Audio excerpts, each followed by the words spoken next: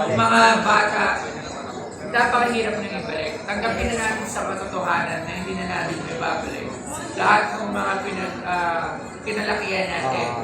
Kumbaga, ang gawin na lang natin, lagi na lang natin malalahanin at ipaalala na dumating din sa punto na tayo, nung edad natin, may gatong klase kasiyahan. Diba kasi yung saya dati, pag naglalaro tayo, nabot tayo hanggang gabi, tapos uwi tayo, papaluwi tayo sa puwet. Amoy araw. Ngayon kasi, iba na yung era. So, tapos na yung era natin.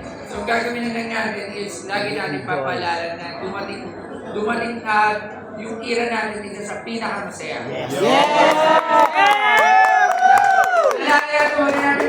Huwag na natin ipinta sabihin natin na mahirap na ibalik. Pwede. Utilize na ngayon. Iba na ang puro cellphone, Gadget. Pero isa lang ang masasabi natin, nung panahon natin iba. Dahil, yun nga, kung paggabi, pinapalo tayo, pero tumataas pa rin tayo. Nandiyan tayo, nagtutumbang preso, nagtasaging, nagjujolan, nagkasalagubang, nagbabahay-bahayan.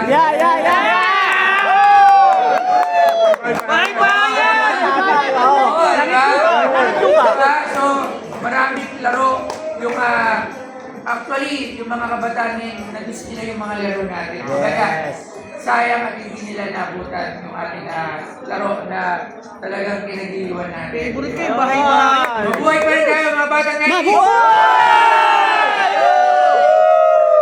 Bahay-bahayan!